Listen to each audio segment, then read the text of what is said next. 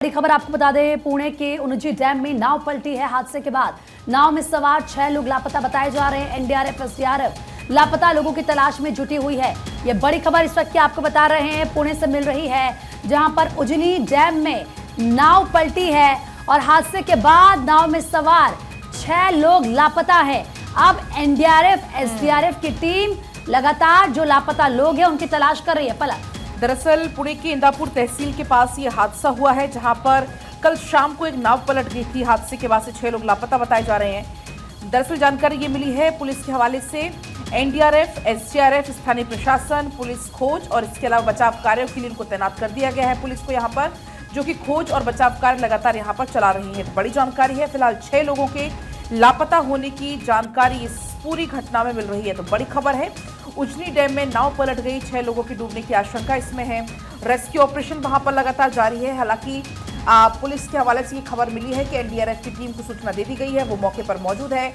SDRF की team मौके पर मौजूद है, स्थानीय प्रशासन है, इसके अलावा पुलिस भी वहां पर मौजूद है। आज क्योंकि 6 लोगों की डूबने की आशंका है, सभी लोगों की तलाश अभियान जारी है, बचाव कार्य वहां पर लगातार जारी है। तो पुणे के इंदापुर तहसील के पास कलाशी गांव है, वहां पर उजनी बांध में एक नाव पलटने की जानकारी मिली थी पुलिस के मुताबिक, और अब मौके पर राहत बचाव कार्य लगातार जारी है। तो राहत बचाव कार्य जारी है। नाव में सवार 6 लोग लापता हैं, जिनको ढूंढने के लिए एसडीआरएफ और एनडीआरएफ की टीम लगातार जुटी हुई है। और ऐसे में पल पल की अपडेट जैसे जैसे सामने आएगी, भारत 24 सबसे पहले आप तक ये खबर पहुंचाएगा। पुणे के उजनी डैम में नाव पलटने से हादसा हो गया है। और अब आगे बढ़ेंगे, एक और बड़ी खबर आपको इस बीच बताएंगे। भारतीय शेयर बाजार ने इतिहास रचा है। बीएसई पर लिस्टेड कंपनियों के शेयर की धूम। भारत बना दुनिया का 5वां बड़ा शेयर बाजार। बीएसई का मार्केट वैल्यूएशन $5 ट्रिलियन के पार। तो ये अपने आप में बड़ा एक इतिहास ये रचता हुआ पूंजीकरण के मामले में भारतीय शेयर बाजार का एक और रिकॉर्ड ये बन गया है। आपको बता दें, दिन के कारोबार में मंगलवार को बॉम्बे स्टॉक एक्सचेंज में सूचीबद्ध सभी कंपनियों की बाजार पूंजी पहली बार $5 लाख करोड़ के पार पहुंच गई है। हालांकि बाजार बंद होते समय ये 4.97 लाख करोड़ पर आ गई थी। तो अपने आप में बड़ा रिकॉर्ड है। बाजार पूंजी पहली बार $5 लाख करोड़ के पार पहुंची। तो भारतीय शेयर बाजार ने इस साल अब तक के 1 लाख करोड़ रुपए का इजाफा किया। सेंसेक्स का बाजार पूंजीकरण $5 लाख करोड़ के पार। और इसी हेडलाइन के साथ इस खबर का जिक्र है, इस साल 2% से ज्यादा चढ़ा सेंसेक्स। शेयर बाजार में पिछले कुछ महीनों से तेजी का दौर चल रहा है और साल 2024 में अब तक बीएसई का मानक सूचकांक सेंसेक्स 1713 अंक यानी कि 2.37% तक चढ़ चुका है। साक्षी, आप और इस बीच इकोनॉमिक टाइम्स और दैनिक भास्कर की अगर बात की जाए तो यहाँ पर इस बात की चर्चा सबसे पहले की गई। यहाँ तक कि इकोनॉमिक टाइम्स के सबसे ऊपर अगर आप अखबार के नाम के नीचे देखते हैं तो एक लाइन दी गई है, उसमें लिखा है कि 5 trillion market cap, India enters elite 5 trillion club, adds $1 trillion in less than 6 month, यानी कि $1 ट्रिलियन यहाँ पर 6 महीने के अंदर इंडियन मार्केट ने एड ऑन किया है। वहीं दैनिक भास्कर की अगर हेडलाइन की बात की जाए तो यहाँ पर भी बताया गया कि एक दिन में चांदी किस तरीके से 6,500 रुपए बढ़कर 92,873 हो गई और चांदी के स्वर्णिम दिन फिलहाल लगातार चल रहे हैं। बिल्कुल, देखिए उछाल की बड़ी वजह भी बता दें दर्शकों को, भारत की जीडीपी वृद्धि दर में लगातार तेजी का अनुमान और देश में निर्माण और सेवा क्षेत्र में तेजी कायम।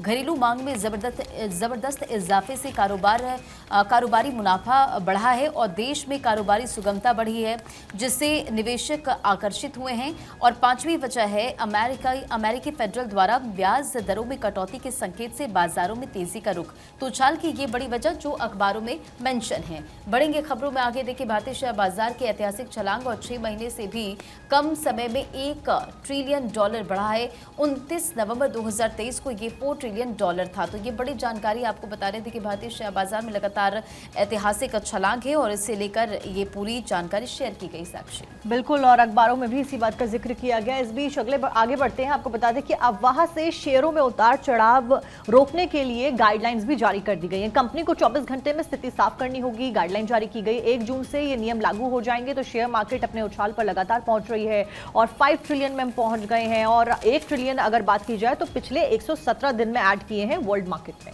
और हम देखते हैं जो खबरें आती हैं उनका सीधा सीधा असर शेयर बाजार पर भी होता है। शेयर्स नीचे जाते हैं, ऊपर जाते हैं, और इसीलिए कहा गया है कि जो खबरें आती हैं, खासतौर पर जो रूमर्स होते हैं उनका क्योंकि इस पर असर होता है, इसको लेकर गाइडलाइंस तय करनी चाहिए।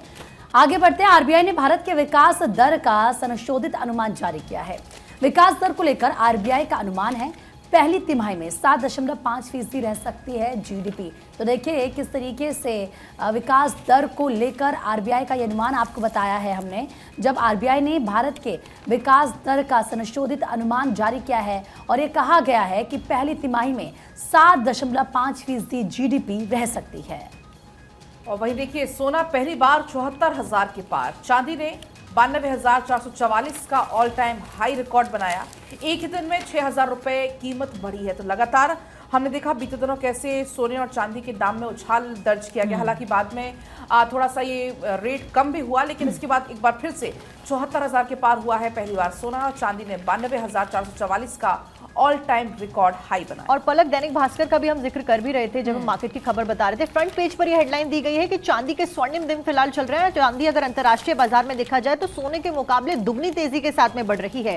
सोना दुनिया में बड़े रिस्क से बचाव के लिए डिमांड तेज हो रही है सोने की। सोना भी यहां पर 74,214 रुपए के रिकॉर्ड स्तर पर पहुंच गया है। वहीं एक ही दिन में चांदी 6,500 रुपए चढ़ गई है। और फिलहाल चांदी की कीमत अगर बताई जाए तो 92,873 यहां पर दैनिक भास्कर में बताई गई। इंटरनेशनल एक्सचेंज कॉमिक्स पर इस साल अब चांदी की कीमत सोने के मुकाबले दुगनी यानी कि 30% से ज्यादा बढ़ चुकी है। फिलहाल चांदी 60% से ज्यादा खपत इंडस्ट्री में हो रही है। इसके साथ साथ में इलेक्ट्रिक कारें, 5G जैसी टेक्नोलॉजी में भी चांदी की खपत ज्यादा हो रही है। इस वजह से डिमांड सेल्स का कॉन्सेप्ट क्योंकि लागू होता है, इसकी वजह से भी चांदी की जो कीमतें हैं वो इंटरनेशनली और इंडियन मार्केट में बढ़ती जा रही हैं। हाँ बिल्कुल, देखिए एचडीएफसी सिक्योरिटीज के अनुसार सोने की कीमतें अमेरिकी फेडरल रिजर्व के सदस्यों में से एक ही तीखी टिप्पणियों से प्रभावित हुई है, जिन्होंने सुझाव दिया है कि मुद्रास्फीति को लक्ष्य पर वापस लाने के लिए ब्याज दरों को लंबी अवधि तक मौजूदा स्तर पर जारी रखने की आवश्यकता होगी।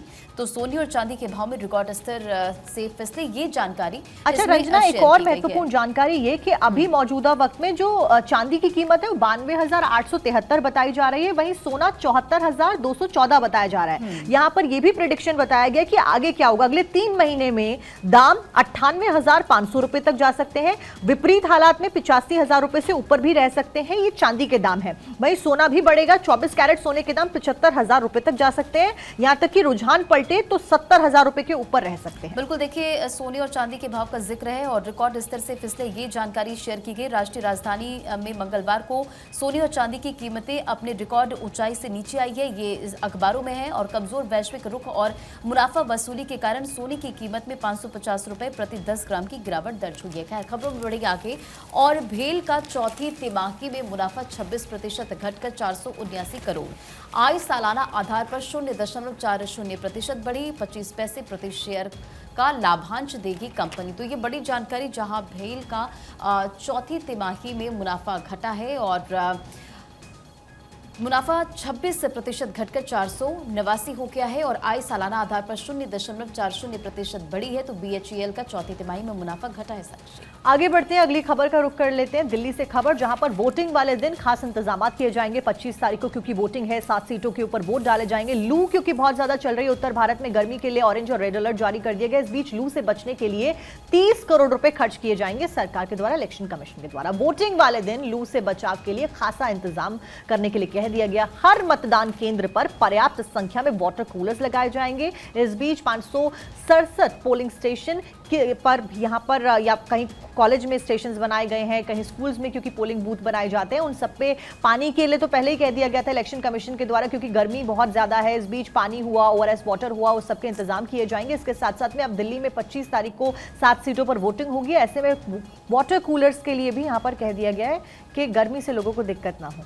बिल्कुल साक्षी, आपने सही कहा और तैयारी इसको लेकर पूरी की जा रही है। खासतौर पर जब मौसम विभाग की तरफ से अलर्ट जारी किया जाए कि लू चल सकती है, तापमान लगातार बढ़ रहा है, कहीं कहीं पर तो हम देख रहे हैं कि 45 डिग्री के पार तापमान पहुंच चुका है। ऐसे में दिल्ली में क्योंकि 25 तारीख को वोटिंग होनी है, 7 लोकसभा की सीटें हैं और लू से बचाने के लिए 30 करोड़ रुपए खर्च होंगे। वोटिंग वाले दिन लू से बचाने के लिए खास इंतजाम यहाँ पर किए जाएंगे। हर पोलिंग बूथ पर कुछ ना कुछ आपको खास नजर आएगा। तो वहीं किस तरीके से चुनाव के बाद संदेशखाली का दौरा करेंगी ममता बनर्जी। वहां की पीड़ित महिलाओं की दुर्दशा से दुखी हूं, ये उनकी तरफ से कहा गया। पीड़ित महिलाओं से मैं मिलने जाऊंगी। तो देखिए, पश्चिम बंगाल की मुख्यमंत्री हैं ममता बनर्जी और संदेशखाली का मुद्दा हर कोई जानता है। पूरे देश में इसको लेकर चर्चा हुई जब संदेशखाली में किस तरीके से महिलाओं के साथ वहां पर अत्याचार हुआ। अब ये ममता बनर्जी की तरफ से कहा गया कि चुनाव के बाद मैं संदेशखाली जाऊंगी, वहां की पीड़ित महिलाओं की दुर्दशा से मैं काफ़ी ज़्यादा दुखी हूँ और ऐसे में पीड़ित महिलाओं से मिलने मैं ज़रूर जाऊँगी। लेकिन कहीं ना कहीं आप देखिए, काफ़ी ज़्यादा समय ले लिया ममता बनर्जी ने वहाँ की महिलाओं से मिलने के लिए, क्योंकि ये मामला पलक बहुत पहले सामने आ चुका था। कोई ये आज का मामला नहीं है कि जब वो इलेक्शन के बाद यहाँ पर जाने की बात कर रही है। और इस पूरे चुनाव में अगर हम देखें, संदेशखाली का मुद्दा सबसे ज्यादा गरमाया रहा, जमकर इस पर राजनीति हुई, बयानबाजी का दौर इस पर हमने देखा। और अब वो कह रही है कि वहां की पीड़ित महिलाओं की दुर्दशा देखकर मैं पीड़ित हूं और अब मैं मिलने के लिए वहां पर जाऊंगी। आगे बढ़ेंगे, अब बात होगी आईपीएल की। कोलकाता चौथी बार आईपीएल फाइनल में पहुंचा है, 8 विकेट से जीता पहला क्वालिफायर। हार के बाद हैदराबाद के पास ये मौका, स्टार जीत हीरो बने इस पूरे मैच के। तो ये बड़ी जानकारी है, आईपीएल से जुड़ी हुई। फाइनल में पहुंचा है कोलकाता चौथी बार और स्टार की इस पूरी जीत के हीरो बने। और अखबारों में भी हेडलाइन दी गई है। आईपीएल दैनिक भास्कर में आईपीएल सेगमेंट में, स्पोर्ट्स सेगमेंट में, यहाँ पर सेगमेंट में हेडलाइन दी गई कि कोलकाता 8 विकेट से जीतकर फाइनल में। हैदराबाद के हाहाकार पर भारी पड़ा केकेआर, 160 रन का लक्ष्य था, 13.4 ओवर में इसको हासिल किया गया। और प्रदर्शन कैसा रहा, मुकाबला कैसा रहा, इसको लेकर भी जानकारी दी गई। रंजना, बिल्कुल, देखिए 10वें विकेट की दूसरी सबसे बड़ी साझेदारी और हैदराबाद के कप्तान खरमिस और विजयकांत ने 10वें विकेट के लिए 33 रन जोड़े हैं। बढ़ते हैं आगे खबरों में। और भारत में कोरोना के नए वेरिएंट की दस्तक। सिंगापुर में भारत पहुंचा कोरोना का नया वेरिएंट और 300 से ज्यादा लोग इसकी चपेट में आए हैं। सिंगापुर में तेजी से फैल रहा नया वेरिएंट और नए वेरिएंट ने लोगों की चिंता बढ़ा दी। ऐसे में भारत 24 आपसे अपील करता है कि सावधानी बरतें। तो भारत में कोरोना के नए वेरिएंट की दस्तक और सिंगापुर से भारत पहुंचा नया कोरोना का वेरिएंट। 300 से ज़्यादा केसेस सामने आ चुके हैं और सिंगापुर में तेज़ी से फैल रहा है केस। ऐसे में सावधानी ज़रूर बरतें। और इस बीच ब्रिक्स में शामिल होने के लिए बेकरार है श्रीलंका। शामिल होने के लिए भारत के समर्थन की उम्मीद श्रीलंका की ओर से जताई जा रही है। श्रीलंका के विदेश मंत्री ने भारत की तारीफ भी की है। तो देखिए, ब्रिक्स देशों के साथ में श्रीलंका भी अब जुड़ना चाहता है। इस बीच ब्राजील, इंडिया हुआ, रशिया हुआ, चाइना हुआ, ये ऑलरेडी इसके पार्ट हैं और इस बीच श्रीलंका भी इसका पार्ट बनना चाहता है, जिसके लिए भारत से उम्मीद जताई जा रही है कि भारत श्रीलंका का इसमें समर्थन देगा। बिल्कुल, तो देखिए, ब्रिक्स में शामिल होने के लिए श्रीलंका काफ़ी ज़्यादा बेकरार है और ऐसे में समर्थन की उम्मीद वो हिंदुस्तान की तरफ से जता रहा है। आगे बढ़ते हैं, रतन टाटा से मिले सचिन तेंदुलकर। रतन टाटा से मन की बात की, ये दिन मैं हमेशा याद रखूंगा, ये सचिन की तरफ से कहा गया। मुलाकात के बाद लिखी दिल छू लेने वाली बात और मुलाकात की वो तस्वीर हम आपको दिखा रहे हैं। सचिन तेंदुलकर ने कैप्शन में लिखा, एक यादगार बातचीत। सचिन ने एक खूबसूरत तस्वीर भी शेयर की है और वो तस्वीर इस वक्त हम आपको दिखा भी रहे हैं, रतन टाटा के साथ मुलाकात करते हुए। और इस तस्वीर को खुद सचिन तेंदुलकर ने शेयर किया है और ये भी उनकी तरफ से लिखा गया कि ये दिन मैं हमेशा याद रखूंगा। और देखिए किस तरीके से खूबसूरत तस्वीर। अब इसको लेकर सोशल मीडिया पर भी लोगों के बहुत अच्छे कमेंट्स, रिएक्शन सामने आ रहे हैं। और अब चलिए आगे बढ़ेंगे, एक और बड़ी खबर आपको बताएंगे। दिल्ली के 100 से ज्यादा स्कूलों में बम धमकी का ये पूरा मामला था। पुलिस को शक, बुरा पोस्ट से ये मेल भेजा गया था, ये जानकारी पुलिस को मिल रही है।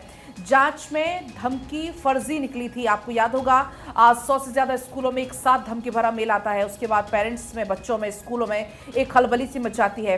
हालांकि उस दौरान आरयू जो आईपी एड्रेस है वो इसमें मिला था, gmail.com की जगह आरयू उसमें था। तो ये जानकारी मिल रही थी कि हो सकता है कि रशिया या उस तरफ से कहीं से ये मेल आया हो। हालांकि उसके बाद अहमदाबाद में स्कूलों में इस तरीके का मेल आया, लखनऊ में इस तरीके का मेल आया, सबकी जांच जारी है। लेकिन इसी बीच दिल्ली का ये जो पूरा मामला था, इसमें पुलिस को शक है कि बुरा पोस्ट से ये मेल भेजा गया था और जब जांच हुई तो ये पूरा मामला जो धमकी थी वो फर्जी निकली थी। तो बुडापेस्ट से मेल की बात फिलहाल सामने आ रही है। 150 स्कूलों में बम धमकी का ये पूरा मामला है। जांच में धमकी को लेकर लगातार जांच पड़ताल और पुलिस को ये शक है कि बुडापेस्ट से ये जो मेल है वो भेजा गया था और जांच में धमकी फर्जी निकली थी। खैर, बढ़ते खबरों में आके रहीमन पानी राखिए, बिन पानी सब सून। मध्य प्रदेश के छतरपुर में जल संकट के कारण लड़कों की शादी नहीं होती, गंदा पानी पीने को लोग मजबूर हैं। सोचिए कितनी परेशानी है, 3 किलोमीटर पैदल चलकर पानी लाना पड़ता है। तो लोगों की मुसीबतें यहाँ पर लगातार बढ़ रही है। तस्वीरें भी आप देखिए, भीषण गर्मी है और एक तरफ पानी की घोर किल्लत है, लोगों की मुसीबतें बढ़ रही है।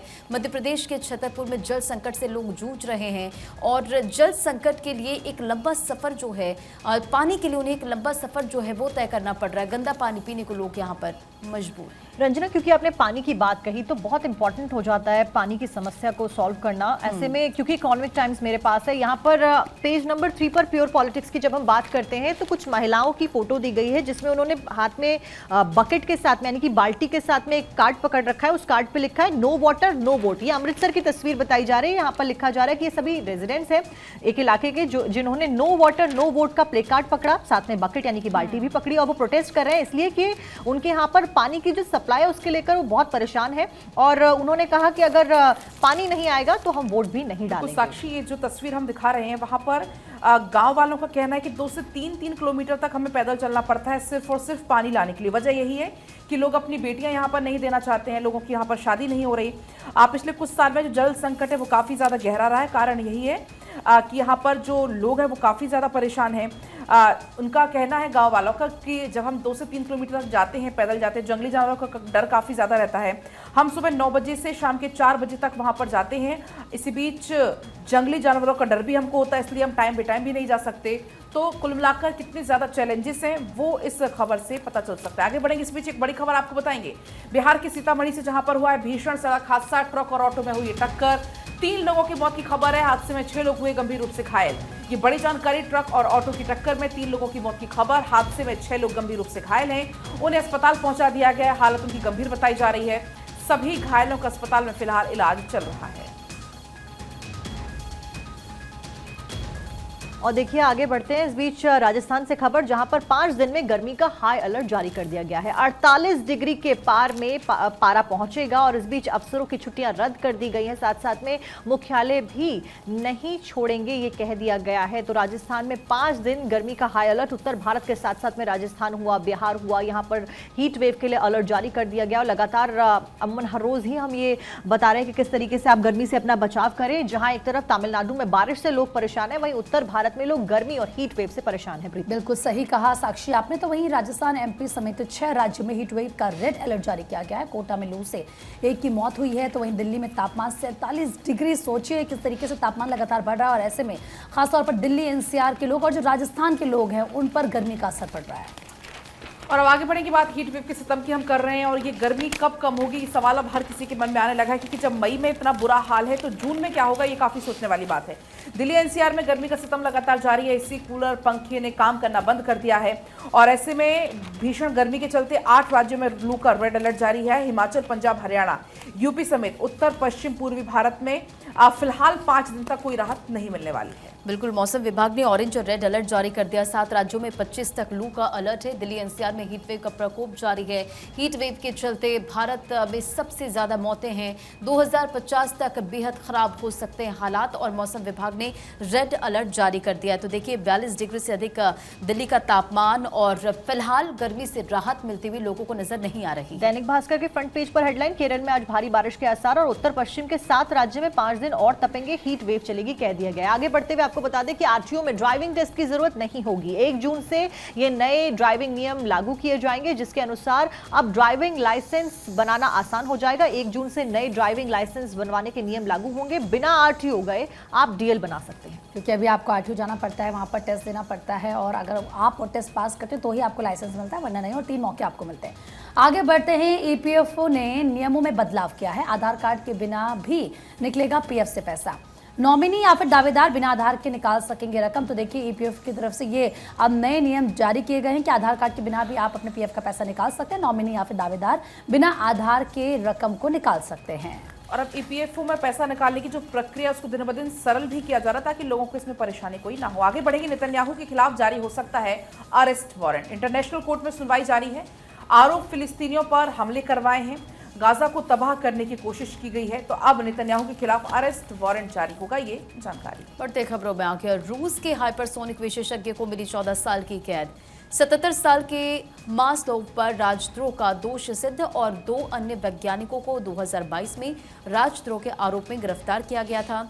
तीनों वैज्ञानिकों पर एक समान केस के आरोप लगाए गए थे। तो ये बड़ी जानकारी आपको बता रहे हैं, जहां इस पूरे मामले को लेकर देखिए, रूस के वैज्ञानिकों को 14 साल की कैद और तीनों वैज्ञानिकों को बताते चले आपको कि 2 वैज्ञानिकों को 2022 में राजद्रोह के आरोप में गिरफ्तार किया गया था। करेंगे फैक्ट फाइल की। विश्व जैव विविधता दिवस आज है और ऐसे में जैव विविधता के बारे में जागरूक करना। आपको बता दें कि 1993 से विश्व जैव विविधता दिवस की शुरुआत हुई और ऐसे में जैव, जिसका अर्थ है जीवन और विविधता, इस साल की थीम योजना का हिस्सा बने।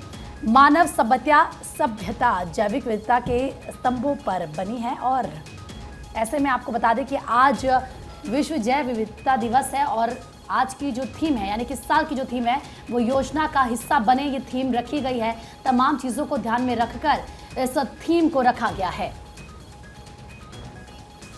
और अब बात होगी फैक्ट फाइल में। सोहराब फिरोज शाह गोदरेज की पुण्यतिथि आज है 3 जून 1912 को मुंबई। बिल्कुल, 1972 में गोदरेज इस समूह के अध्यक्ष बने और 1972 में गोदरेज समूह के अध्यक्ष वो बने। उसके साथ साथ में 1991 में इंदिरा गांधी पर्यावरण पुरस्कार उनको मिला। 1999 में पद्म भूषण से उनको सम्मानित किया गया। साथ साथ में इंटरनेशनल चैम्बर ऑफ कॉमर्स के अध्यक्ष भी वो रहे हैं। तो आज फैक्ट फाइल में उनका जिक्र। आपको बता दें कि सोहराब फिरोज शाह गोदरेज के बारे में आपको बता रहे हैं। 1972 में गोदरेज समूह के अध्यक्ष वो बने। 3 जून 1912 को मुंबई में उनका जन्म हुआ और आज फैक्ट फाइल में उन्हीं के बारे में बात।